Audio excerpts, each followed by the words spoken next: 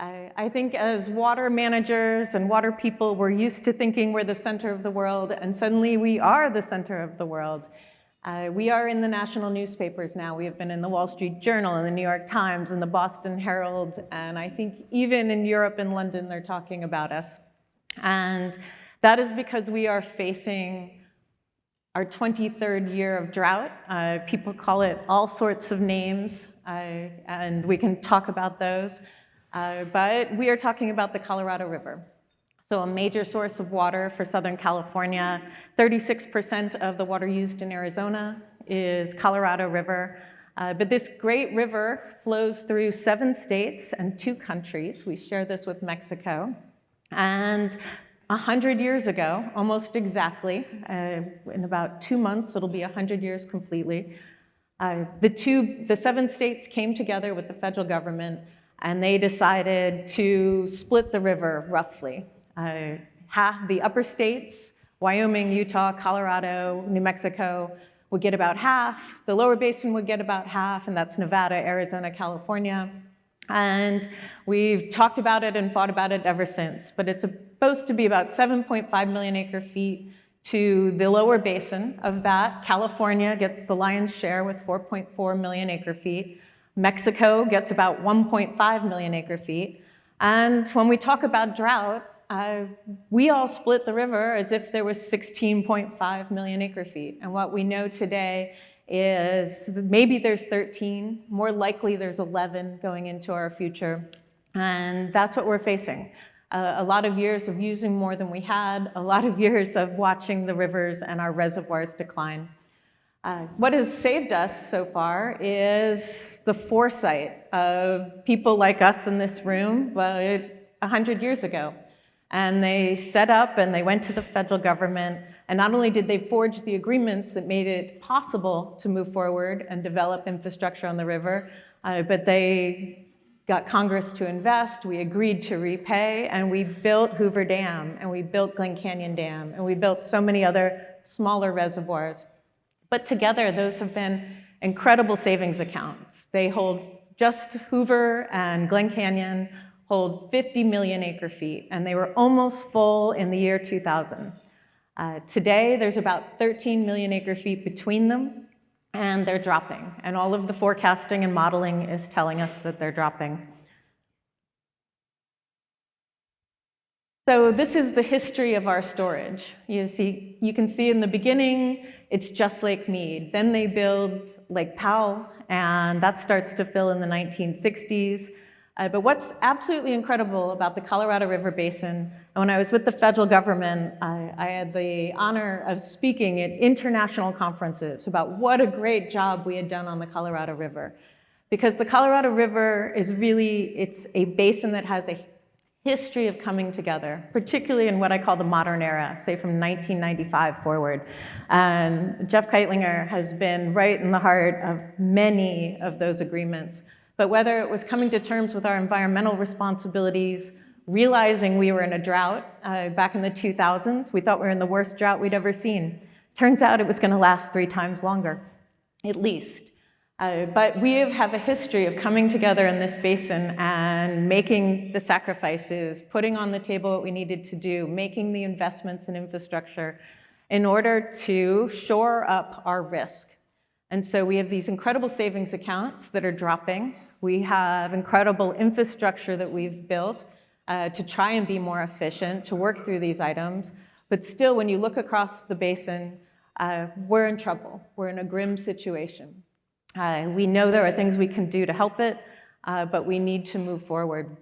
And so as recently as last December, the basin states came together, meaning California, Nevada, Arizona, and we said, look, the reservoirs are dropping. Let's try and put 500,000 more acre feet a year in for the next couple of years. Let's pull it together.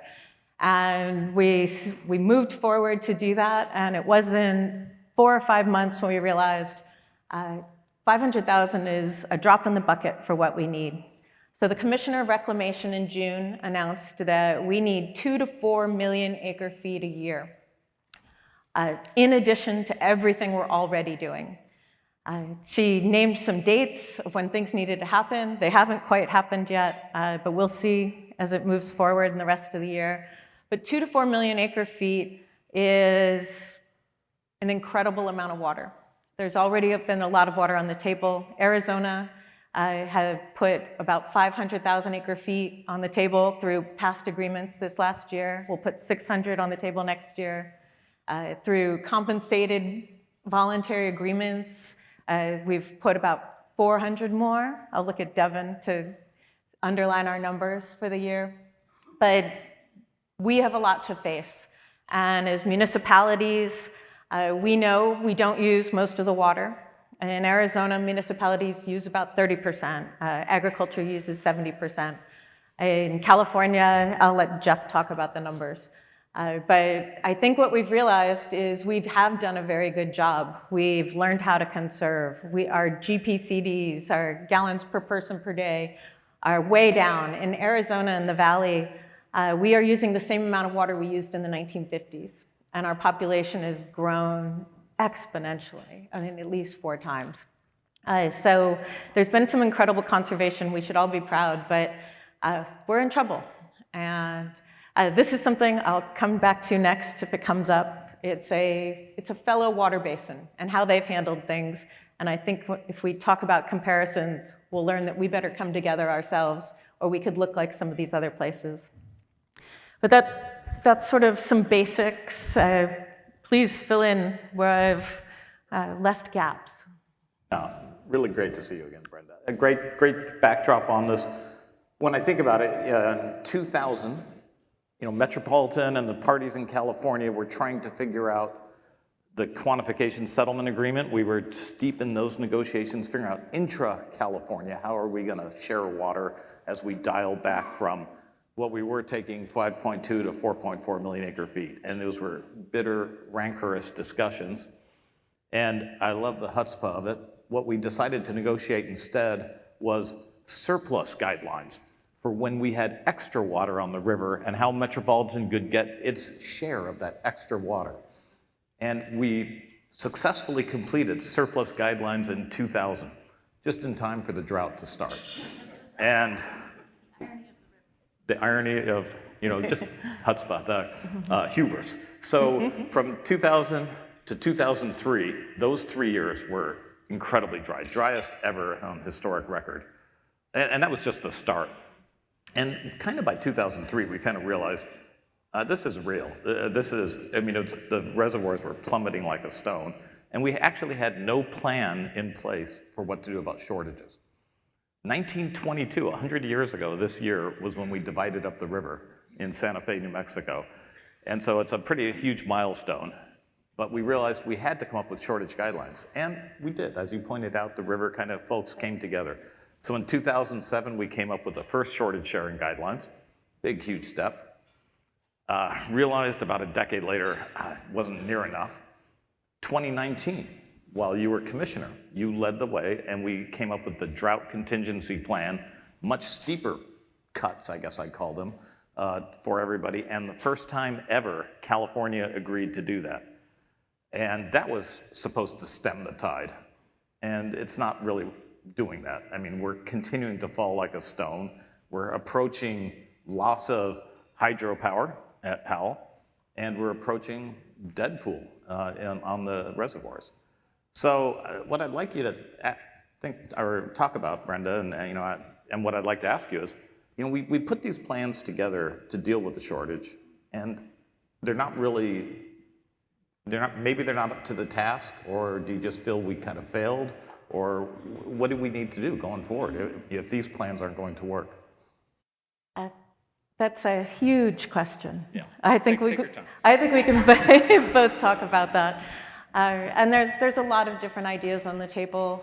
The basin states, the big water users have been in rooms for months looking at what can be the solutions that can be put on the table here. But we have a few things going on. I don't know if you can call them mistakes in our past. We've used the information that we had. But in 2007, we were in the middle of a 7-year drought. We'd seen the worst runoff year in record. Our we lost half of our storage in Lake Mead and Lake Powell in those 7 years. And what did we do? We ran models. We're good at models. We have a lot of technical, analytical ability in this basin. We have expertise. But our models were looking at the last 100 years. And so they managed the risk, and we did manage the risk, and it did a good job for a number of years. But we did it based on the last 100 years.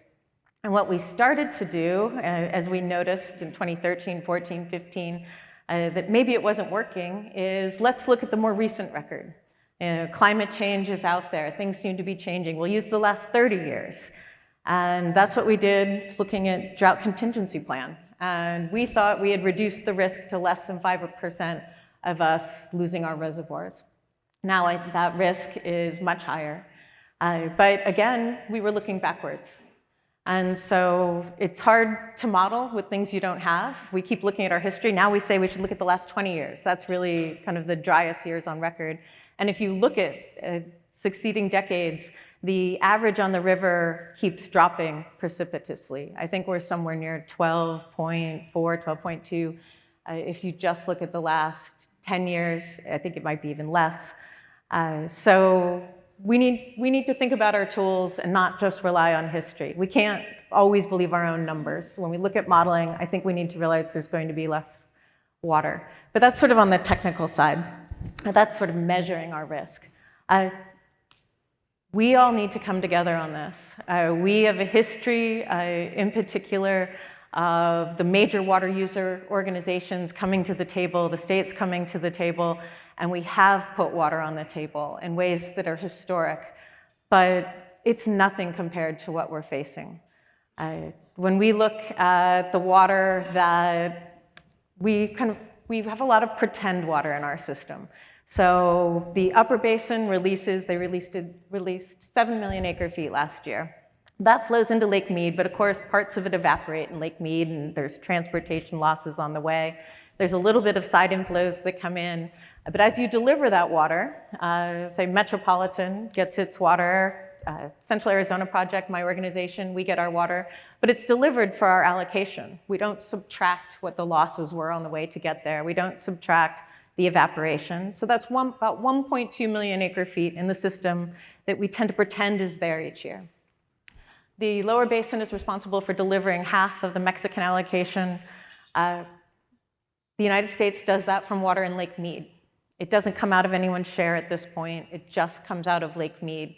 So that's more water we're not really accounting for. But if you think that the upper basin just sent us 7 million acre feet, and we've sent over 1 million to Mexico, and we've sent about 7.5 to the states, you can see that our math is not working.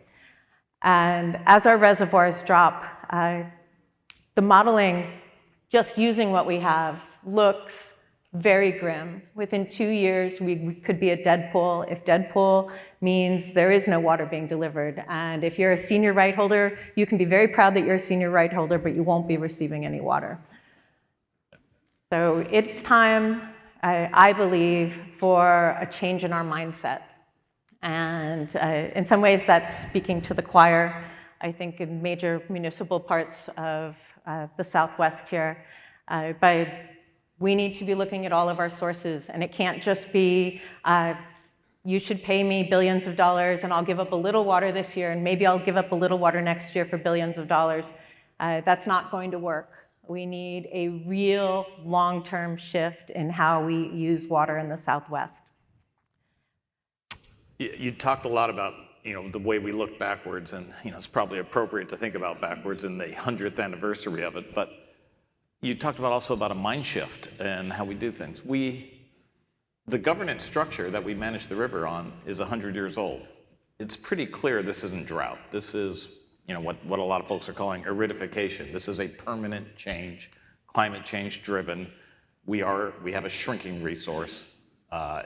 We may have to cut by about as much as 30% of our uses on the river, which is huge. Is the governance structure we put in place 100 years ago really up to the task? Are we going to have to redo our governance, do you think? It's such a large question. I used to poke at the academics in the room when I was commissioner, because it seems that about every 20 years, there's this movement to break the compact. You know, the compact was made by white men 100 years ago. How could it possibly stand up right now, 100 years later? But I believe in the compact. I believe that the law of the river that we have built is very sturdy. I think what we need is a change in mindset, and I think our legal framework can hold up to it. You think it's flexible and adaptable enough to change the mindset and change all the deliveries that we're going to have to do? I think it can be. Okay. There may be needs for legislation. We needed legislation for the Drought Contingency Plan to make sure that the parts that California were giving and getting could work. So we have used change. We're not just relying on old documents, but whether it's 2007, 2019, we can do this, and we don't need anarchy. We don't need to scorch earth down to the bare ground like a lot of our lands we've seen this summer. We can build on what we have, but more people are going to have to be giving at the table than have been traditionally giving at the table.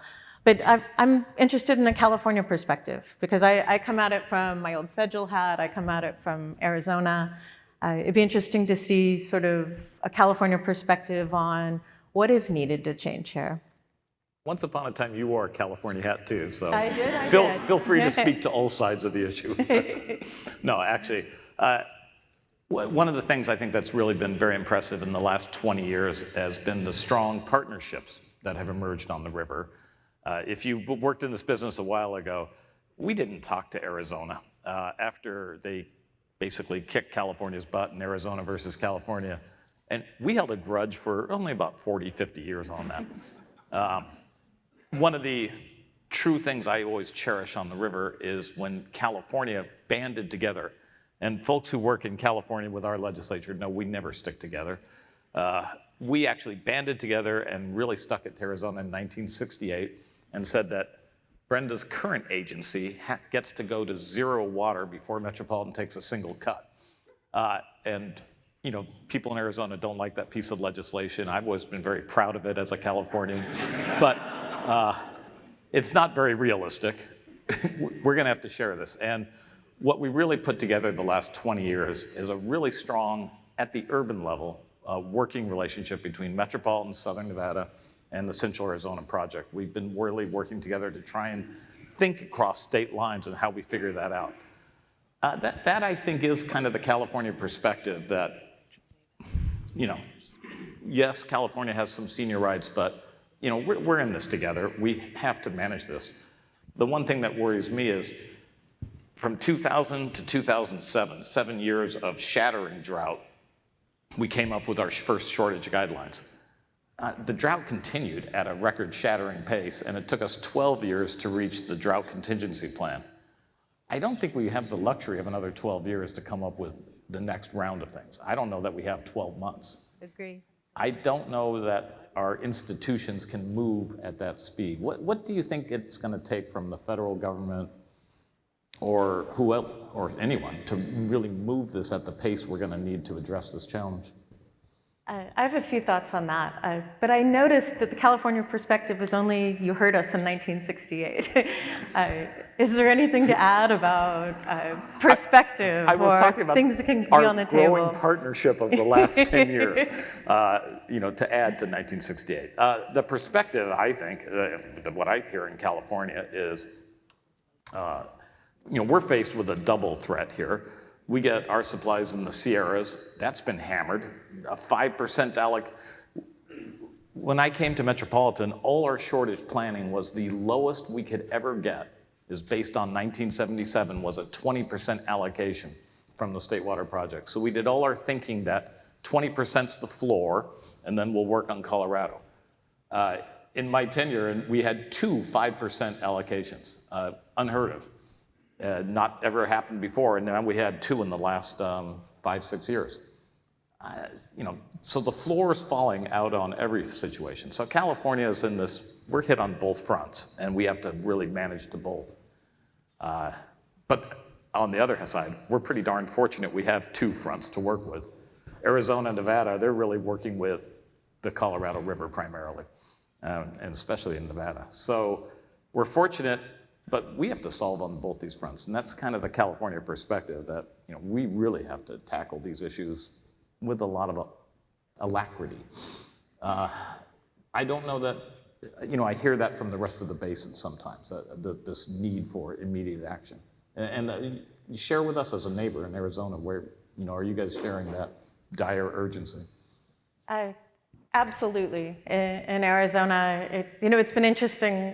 I showed some headlines in the beginning, and I think we're all used to reading some things in the paper and going like, oh, they got it half right. And a lot of the national reporting, I think, is still getting it about half right. But our local reporters, and I've seen some of your local reporters, really have dug into this water issue and understand it. And if you're asking, like, what do we need to do? Like, if we don't even have 12 months, how do we bring this together? I think there's a few things. The first I'll say is the United States, by law, is the water master in the lower Colorado River, and that means Hoover down. And the United States has legal responsibilities. They have legal authorities. So far, they've been very reticent to put them on the table. In this basin, for the most part, as far as interstate, we haven't sued each other in a really long time. That's really nice. It shows the incredible ability to pull together. That's the modern era on this river. A lot of the things that the United States could put on the table right now and put on the table with a fist may cause litigation. And I think they're very concerned about that. We have 30 tribes in the Colorado River Basin. 22 of them are in Arizona. We have on-river tribes. My organization, Central Arizona Project, we serve 12 tribes. The United States is very concerned about that, as they should be. We are too. We deliver their water. So a lot of the rules that have been out there have to change. Mexico is our partner. They've been an incredible partner the last 15 years. They've been willing to go toe-to-toe with cuts with us and with savings with us, and we've been able to invest in Mexico, and they've shared some of those water savings in the United States and with the environment. But we seem to be behind in talking to Mexico. We need to be talking to Mexico. But the number one thing when we talk about a mind shift, CAP is giving up about 40% of its water this year. It's doing that under agreements in 2007 and the 2019 Drought Contingency Plan. We are doing that without any funding. There's not billions of dollars flowing to Central Arizona Project because we are giving up 40% of our water. I think as a water community, particularly in the lower basin, we all need to be looking at what would you do if you had 40% less water? And that overwhelmingly needs to be true with the agricultural communities. We need to be looking at that as cities. We need to be looking at that across the basin, because what science is telling us is we have a lot less water than we thought we did. So that's one of the things I would start thinking about. I also think our 100-year tradition is if you have the oldest right, well, everybody else can go figure out what they're going to do. But you have the oldest right, and you're going to get your water. I think what we can see from our modeling, which again is imperfect, probably in being too positive, is there may not be water in 2 years. We all need to come to the table. We all need to think about what it looks like if you have 40% less Colorado River water. In Arizona, what that means is starting to recover some of the groundwater we have. It overwhelmingly means we need infrastructure. A lot of our cities built their systems to take Colorado River water. And so City of Phoenix, I'll use as an example, have an incredible water portfolio. They have in-state rivers, they have groundwater, they've done major conservation, but their Central Arizona Project system serves the north part of Phoenix. They haven't had piping to bring other water to the north part of Phoenix. So they started investing. They've invested in major pipelines so that they can bring water across their entire city.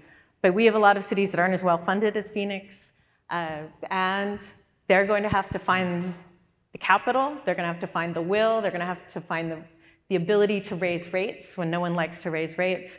But it's all on the table. We need infrastructure, we need funding, we need more conservation, we need our agricultural partners at the table with real water. and real permanent solutions. We're going to turn it over to the audience for questions in about 5 minutes. So I just wanted to, so get ready and think of some questions, all for Brenda, of course, because our guest from Arizona goes first. But okay, imagine your commission. Well, you've done that. So higher up. But think about if you really got to put in place a plan that's going to deal with these issues. Can you? I mean, obviously not the detail. It's going to be incredibly difficult to put together. But what do you see as the broad constructs of a plan to deal with our situation of trying to live with 40% less? Like I said, there's been so many ideas that have gone back and forth in the different rooms. I'm not going to pretend that I have the one answer. I think there are some items that stand out. Like I said, we have evaporation and losses in the lower basin. We pretend they're not there. In the upper basin, they keep track of their evaporation and losses. It comes out of their allocation. I think that's one of the things for the United States that should be on the table, and it should be by contractor. We all need to accept that we have benefited from Lake Mead and Hoover and all of our great infrastructure, but we still lose water when it's delivered to us. I think it's not 1922. And if you're using infrastructure that could have been used in 1922, if you haven't lined your canals, if your pumps are from the 1940s, if your water has purposely been kept under $40 an acre foot, maybe it is time that you need to invest in conservation. I think we need to be the most efficient, responsible system we can be across all sectors in the lower basin. In the upper basin, I think they've decided, and are very happy to tell newspaper reporters that it's all our fault and we should go figure it out. And they have a point. We are using more water than we have. At the same time, the upper basin has their own responsibilities. They can be much more efficient. They can be looking at agricultural efficiency. We're all looking at municipal efficiency. And like I said, we've done a great job. We have invested heavily on all sides. But we need to do more. But when I think about, say, a California mindset change, when you look at it, because now you can step back, you're not speaking for any particular entity, unless the city of Pasadena feels very strongly about this. If you were to see a mind shift in California, a mind shift change, how do you think that would work? You know, one of the challenges we have at California, I joked about our 1968 Act where we basically forced a junior priority upon Arizona, and California has sat with a very senior priority. But when, and it's not if, when California starts getting cut back, then we have another priority system, intra-California. And metropolitan, serving 19 million people, is the junior priority in California. We've done a pretty good start when you think about the canal lining projects, the San Diego ID transfer, Metropolitan's program with Palo Verde. But what we've done is so all those programs and all those billion-dollar investments, the last 20 years of work California did on the Colorado River got us to just the 4.4. We've managed to do that, which is our basic apportionment, which is what we're supposed to be using. Now come the cuts, so it's going to be that much harder, and that's what we're going to have to learn. So we have a lot to learn from our neighbors and what they're going through, and because we can see the future, that's where we're going to. So hopefully we can learn from each other and continue to work together and not sue each other, but on the other hand, I've kept my law license up, so Me too. I know Brenda's a lawyer, so at least there's work and full employment, and I can support my grandkids somehow. We're going to open it up to questions from the audience here. So raise your hands. It's not often you have someone who's held pretty much every job available on the Colorado River at your disposal to answer questions. So I really hope we get some good questions from the audience. So please raise your hands if you got questions. We got people with microphones. I see Larry Dick here has a question. Larry Dick needs no microphone, but okay, here we go. It's a pleasure to see you here today, Ms. Berman.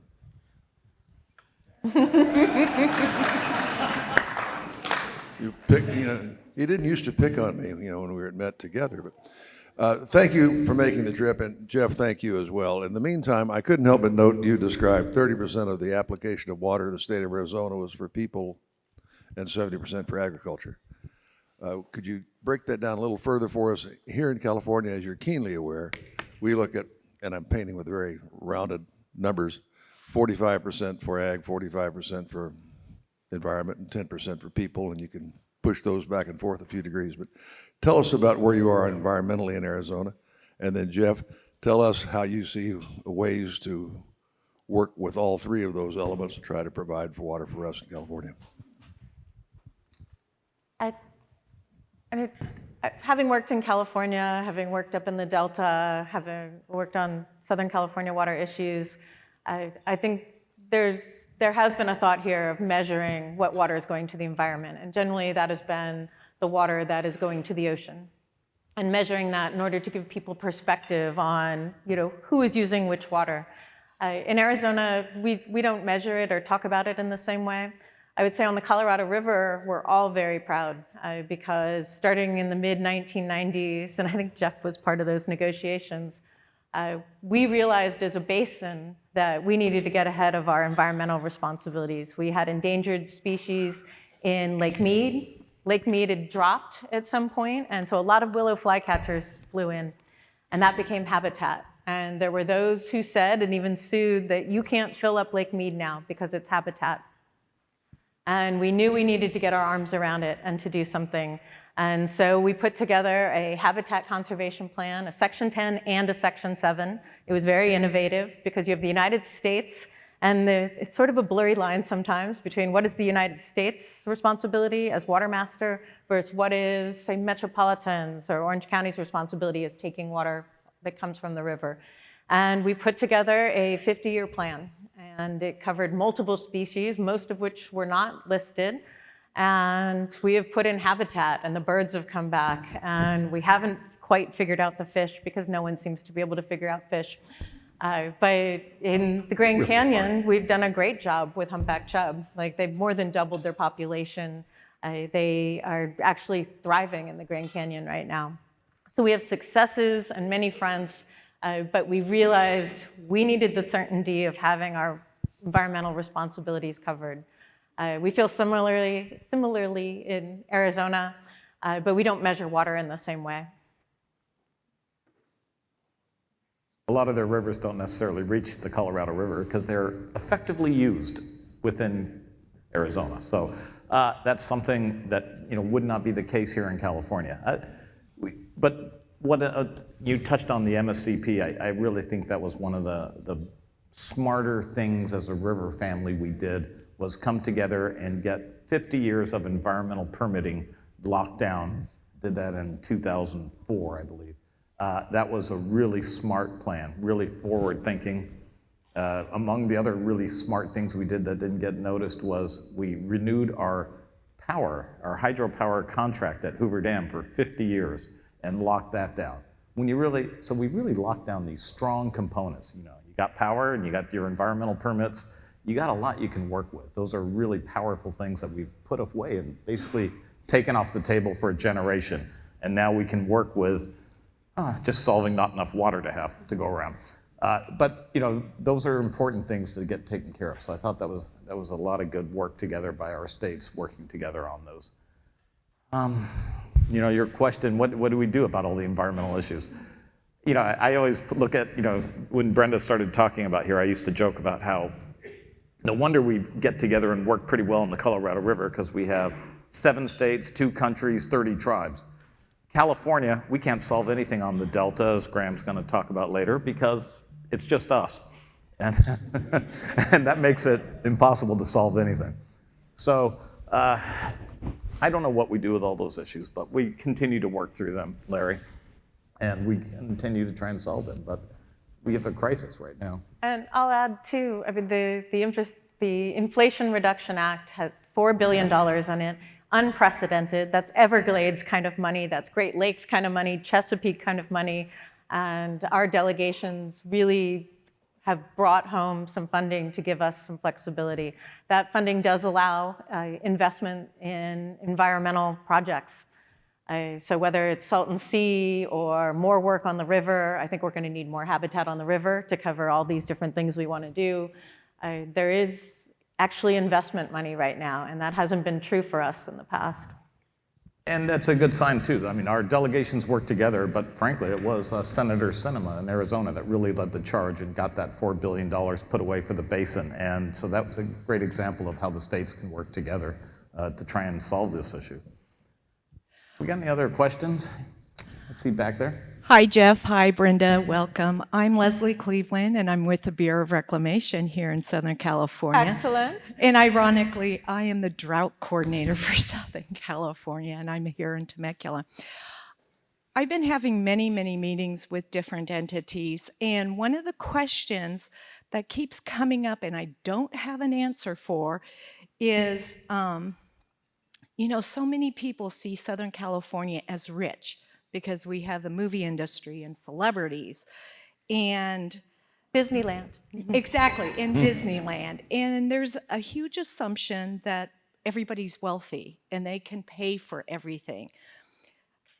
What I get from those that are, you know, us here in the room is, how do we get those wealthy homeowners with the large mansions to get on board with conservation? And really moving into conservation, because I get that a lot when I'm sitting in board meetings or just task force meetings with drought planning and drought contingency planning. That's the biggest question, is how do we get these folks that think that they can afford it when those of us really can't afford it?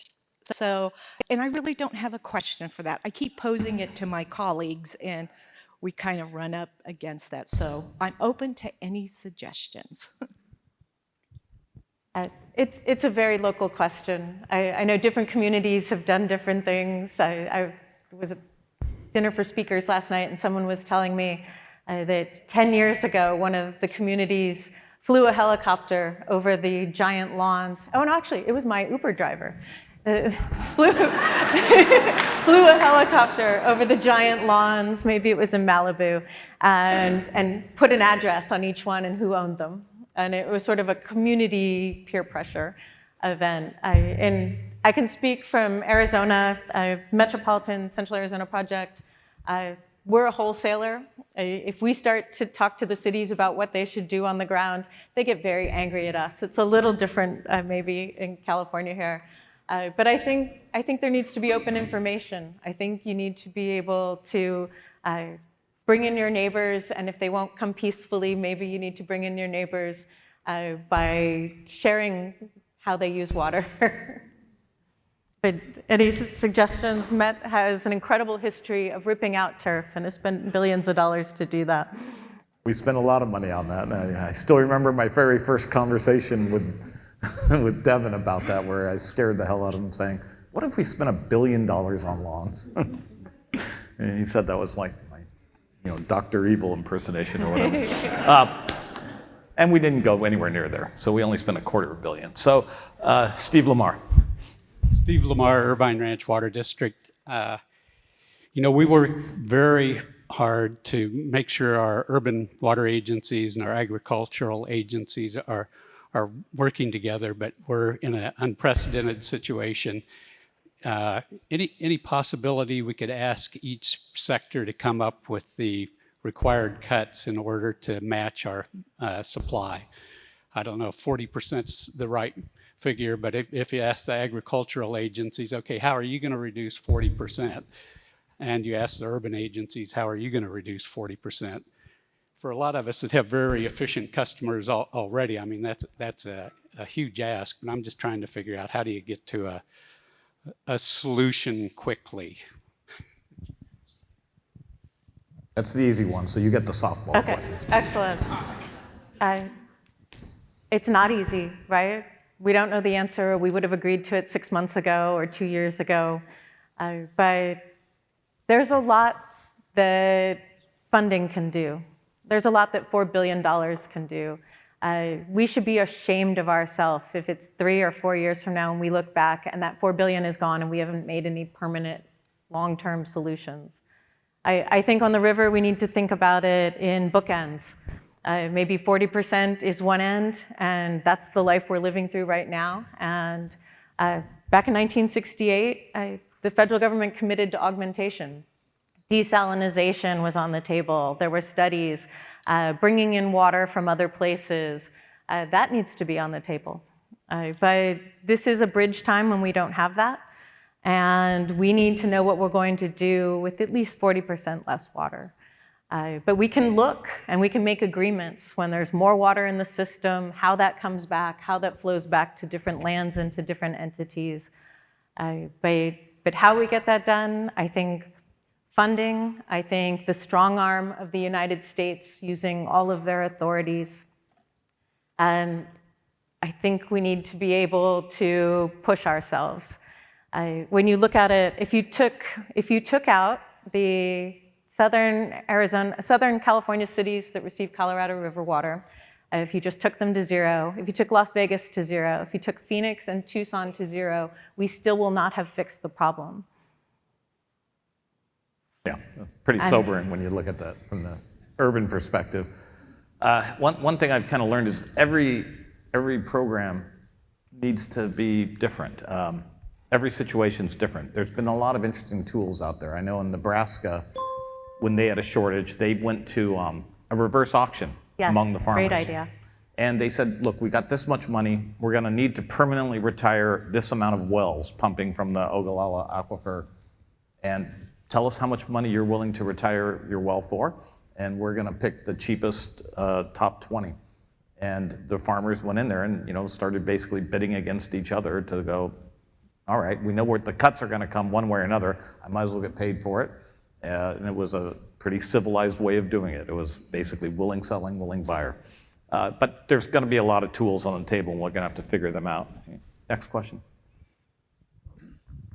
This question, I'm Chuck Gibson with the Santa Margarita Water District, and I'm so pleased that you're here today, Jeff and Brenda. And this question is for Brenda. And to me, and for all of California, I think it's extremely important that we define what conservation means. When you use that word conservation, it struck me that you were asking me to help my colleagues, my customers, to be more conscious of conservation. But the word means different things to different people. So how do you define conservation? And particularly, what do you expect of California in conservation? Conservation is used in many different ways. We've used it in the last few years.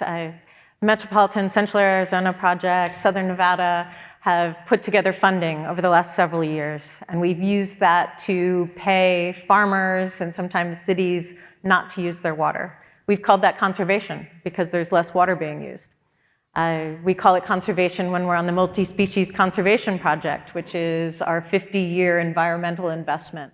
And that's building habitat and being able to bring back species that hadn't been thriving there before. So I agree there's many different definitions. I haven't tried to hone in on one. Similarly, I think if you look at the word drought, people use it in a lot of different ways. Are we in a drought right now, or are we in something very, very different?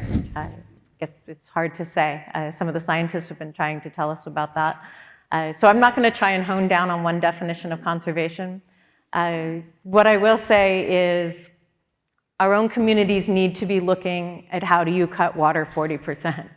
And how could you live with that? And how could you augment your system? Or how could you use other water supplies? And I think we all need to hope that this is a bridge time and that we're getting to another time where maybe we have some other supplies, or maybe the Colorado River and Mother Nature are a little kinder to us. But how would you do that in your community? And I think, as Jeff said, I think that's different for every single community. One last question. One last before the static finishes. So we've heard a lot about conservation, and many feel that we can't conserve out of a drought. There has been a lackluster effort in the decades of constructing water supply projects. And I think we should have a offense is the best defense against the drought. And instead of looking at how we're going to tell everyone to cut 40%, we need to look at how we're going to create more water. We have an ocean right here that we can utilize, and it has been attacked on desalination. We have nuclear energy. I don't recall reading about a Navy submarine that was nuclear that had a problem. Those are just false statements that try to pollute. Nuclear is carbon zero. We need to look at many ways to address the energy and address the water that's not being done. And desal is just one. We have a partner in Mexico that takes water. They could do things in Mexico. And I'm sure desal is a lot easier to permit in Mexico than it is in California. So there's a lot more things that can be looked at to create more water supply as the approach. And I'd like to get your comments on that, please. I couldn't agree more. I think infrastructure is extremely important, whether on the more micro level, like I said, Arizona cities having to invest so they can move their different supplies around the different parts of their organizations. We need to invest on modernizing what our infrastructure looks like because most of it was built 50, 60, 100 years ago. When we look at desalinization, there's been a lot of movement and modern technology that goes into desalinization now. It uses less energy than it used to, but it still uses a lot of energy. It's funny, the 1968 report on desalinization was about putting a desalinization plant down in Mexico, siting a nuclear plant right next to it in order to have the energy to use it. It's similar to the ideas we're thinking about now. With Mexico, there's been a partnership to look at desalinization the last few years. Arizona's been one of the co-chairs. And there are possibilities in Mexico, but we need the influx of capital, we need the ability to move quickly, we need permitting, we need to do all the innovative things that water managers have been doing the last 100 years. We have exchanges, maybe they can use it in Mexico. We don't need to pay for a pipeline that brings it all the way up. We can be moving water around. Maybe we can be giving it to their cities because it's pure water. Do you want to treat water to such a purity and then bring it to ag fields? Does that make sense? We have international partners. If you talk to Israel, they want to talk about their water and everything they've done to create desalinization, to replumb really the entire country. So that agriculture can continue to use their inland water, but municipalities use desalinization. There's some credible ideas out there, some really important new technologies, but I think we need to look at ourselves in 4 or 5 years and say, we're in the 21st century. We're not relying on what we did in 1920 and 40. It's time for us to modernize. Well, thank you very much, Brenda, for joining us this morning. Let's all give Brenda a round of applause.